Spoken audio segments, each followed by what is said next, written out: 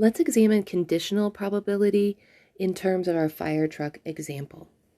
So the distribution of arrival times of fire trucks arriving at the scene is uniform, with a minimum of 2 minutes and a maximum of 5 minutes after being called. We could ask, what is the probability that a fire truck will arrive after 9 minutes, given that 5 minutes has already passed? So this is what's known as a conditional probability. There is some criteria that has already happened. And in this case, given that 5 minutes has already passed, this is our criteria. This bar represents given that, and here's the criteria that has already happened. And then this is what we're looking for, the probability that X is greater than 9 minutes. Now there's a couple ways to go about this. We could revise the sample space. Let me show you what I mean. So this is our original distribution. It goes in between 2 and 15. The height here is 1 over 13. But we don't need to look at that entire sample space. We could just look at the sample space that starts where we need it to.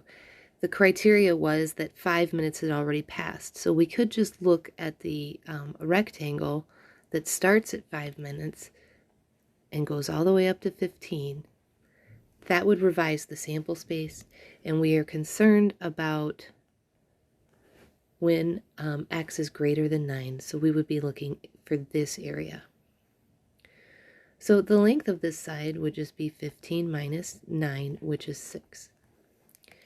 The thing you have to be careful about when you do this, though, is you've revised the sample space. This was the original sample space. This is the revised. So that rectangle has a different height now. So the height of this triangle is 1 over b, rectangle, 1 over b minus a is 15 now minus 5 instead of 2. So the height of this triangle is 1 over 10. So the probability that X is greater than 9, given that X is greater than 5, well, that's the length times the height, which is 6 times 10, which we'll just leave as 6 over 10.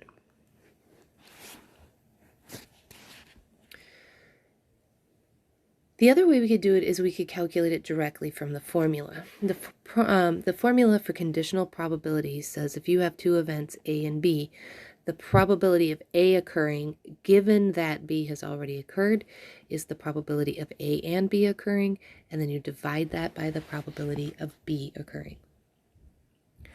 So let's just look at our formula and see what that looks like. So ours says A is X is greater than 9, given that B, X is greater than 5.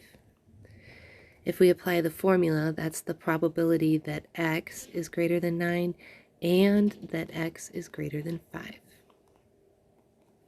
And then you would divide that by the probability of what's already happened, that X is greater than 5.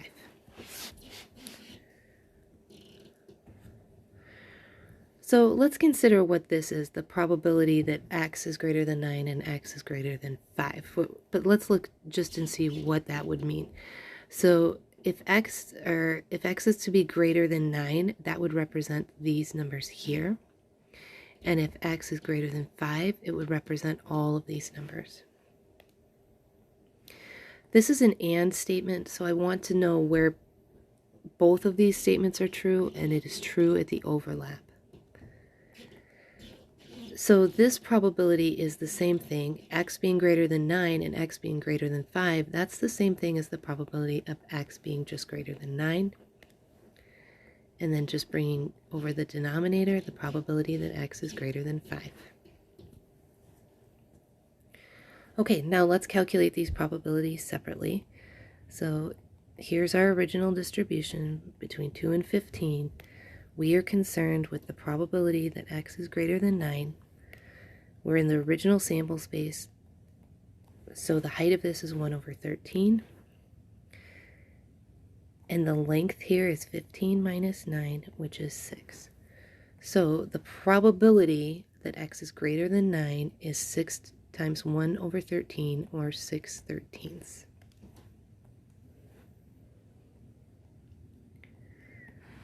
All right, now let's calculate the probability that x is greater than 5.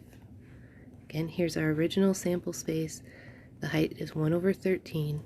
We are concerned about the probability that where x is greater than 5.